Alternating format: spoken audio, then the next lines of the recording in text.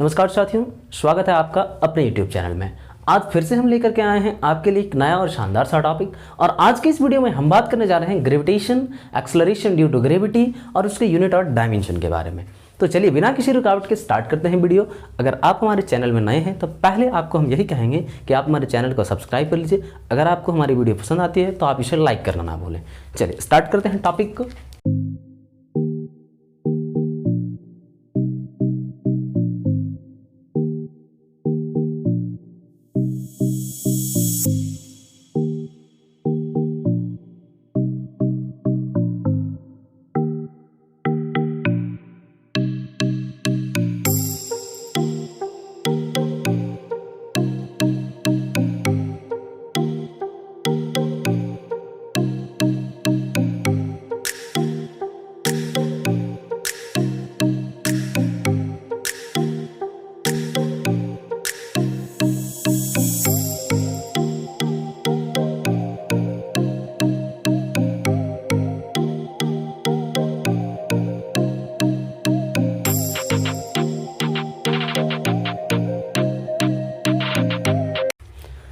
चलिए अब स्टार्ट करते हैं इसका एक्सप्लेनेशन। तो आज का हमारा पहला टॉपिक क्या था कि यूनिट एंड डायमेंशन ऑफ जी और ग्रेविटेशनल कांस्टेंट। मतलब जी यहाँ पे क्या होता है, हमारा ग्रेविटेशनल कांस्टेंट। याद करिए जब कल के क्लास में हमने डिस्कस किया था कि हम लोग जानते हैं क्या, F equal to G M M by R square. ये कहां से आता है, तो यूनिवर्सल लॉ ऑफ ग्रेविटेशन या फिर न्यूटन लॉ ऑफ ग्रेविटेशन से।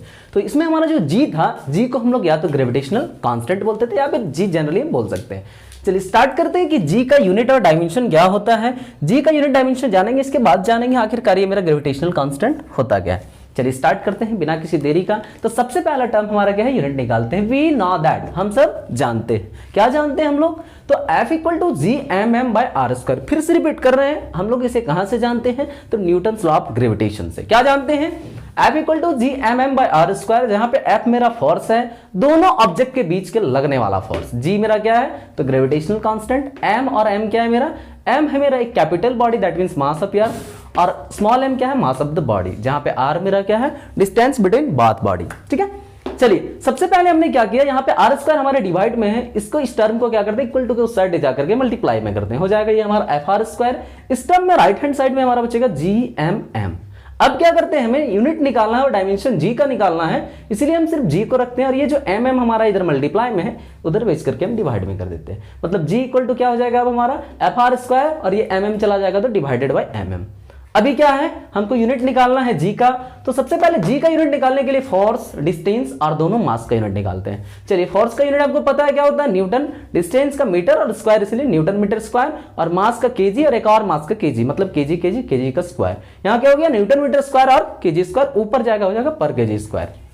इसलिए हम बोल सकते हैं कि जी का हमारा यूनिट क्या हो जाएगा, न्यूटन मीटर स्क्वायर पर केजी स्क्वायर, जो कि किसका यूनिट है, तो ग्रेविटेशनल कांस्टेंट का। चलिए इसी के साथ करते हैं आगे बात, ये हमारा है डायमेंशन। ठीक है, अब डायमेंशन की बात करते हैं तो अगेन वी नो दैट, अब फिर से हम लोग जानते हैं, क्या जानते हैं, F equal to G M M by R square, जो 1947 से बताते आ रहे हैं। ठीक है, अभी आर स्क्वायर इधर डिवाइड में, उधर जाकर के मल्टीप्लाई में हो जाएगा एफ आर स्क्वायर और जी एम एम। ठीक है, अब फिर से हमने एम एम को इधर मल्टीप्लाई में उधर ले जाकर डिवाइड में करेंगे, तो हो जाएगा F R square divided by M M, किसके बराबर, तो जी के बराबर, that means G equal to F R square by M M. अभी क्या करते हैं, अभी पीछे से जहां पे हम लिखे थे फोर्स का न्यूटन, डिस्टेंस का मीटर स्क्वायर, ये पर केजी स्क्वायर। अब इसका डायमेंशन निकालना, सबसे पहले जानते हैं न्यूटन। न्यूटन किसका यूनिट है, तो फोर्स का। फोर्स का डायमेंशन क्या होता है, M L T minus two. ये क्या है हमारा मीटर, मीटर का एल और स्क्वायर इसलिए L2। ठीक है, केजी का क्या होता है, m और -2 है इसलिए -2, that means M L T minus two, L2 और m-2। अब इसको सॉल्यूशन करना स्टार्ट करते हैं, तो m यहाँ पावर 1 और यहाँ पावर 2 हो जाएगा, m का पावर -1, l और l का पावर 2 क्या हो जाएगा, l का power 3, t-2, that means t-2। This is the required dimension formula for the gravitational constant. चलिए अब एक बार फिर से बात करते हैं आखिरकार ये ग्रेविटेशनल कांस्टेंट होता क्या है। ठीक है, वेल एक्सप्लेनेशन में हम डिफाइन करेंगे, टॉपिक डाला है हमने ग्रेविटेशनल कांस्टेंट, ध्यान से देखना है। आखिरकार हमने क्या लिखा है कि F equal to G M M by R square. अगर ऐसा हो, यहां पे हमारा कंडीशन मेंटेन किया हुआ है, if capital M equal to 1 kg and small m equal to 1 kg। कहने का मतलब क्या है, जो मेरा दो बॉडी लिए हैं, अगर दोनों का मास मेरा क्या होता है 1 kg हो जाता है, दैट मींस यूनिट मास होता है, और दोनों के बीच का जो डिस्टेंस है अगर क्या होता है मेरा 1 मीटर होता है, तब मेरा कुछ इस प्रकार से हो जाएगा। क्या हो जाएगा, ऊपर का जो इक्वेशन है F इक्वल टू जी का जी रहेगा m की जगह पे 1 और स्मॉल m की जगह पे भी 1, r की जगह पे 1 का स्क्वायर, स्क्वायर छोड़ दिया हमने, स्क्वायर करेंगे 1 में ही रहेगा, इसलिए F equal to G 1/1, that means F equal to direct इस चीज को सॉल्व करेंगे तो जी ही रहेगा, तो हम डायरेक्टली बोल सकते हैं F बराबर क्या होगा हमारा जी होगा।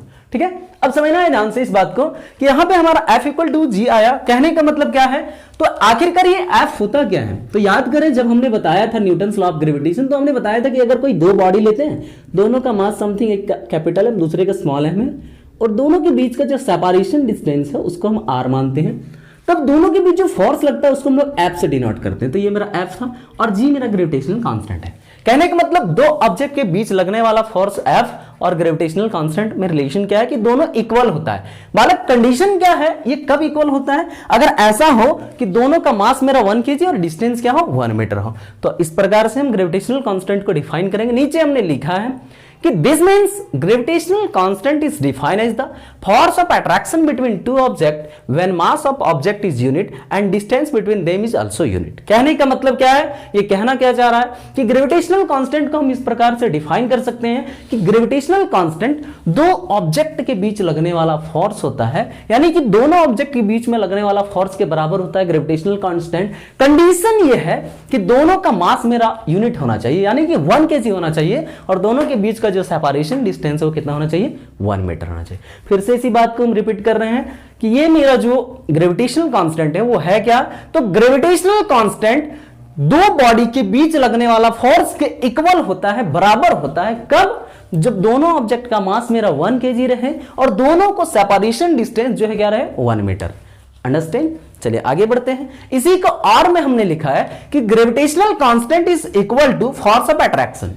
ग्रेविटेशन कांस्टेंट जो होता है वो फोर्स ऑफ अट्रैक्शन के बराबर होता है, लेकिन कब, तो when mass of the both object is 1 kg, जब दोनों ऑब्जेक्ट का मास मेरा कितना होगा 1 kg and separated with distance of 1 metre, और दोनों के बीच का सेपरेशन डिस्टेंस है या फिर दोनों को जब सेपरेट करते हैं तो डिस्टेंस मेरा कितना होना चाहिए 1 मीटर। साधारण शब्दों में हम इसको डिफाइन करते हैं कि ग्रेविटेशनल कांस्टेंट किसी भी दो ऑब्जेक्ट के बीच का लगने वाला फोर्स ऑफ अट्रैक्शन के बराबर होता है।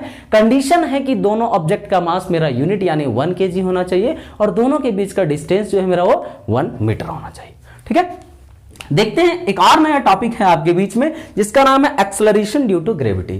कंसिडरेशन करते हैं आखिरकार ये एक्सेलरेशन ड्यू टू ग्रेविटी क्या होता है, थोड़ा सा समझने की कोशिश करेंगे। हमने यहां लिखा क्या है, व्हेन ये object is fall from a certain height then ये acceleration produce on object due to gravitation which is called acceleration due to gravity.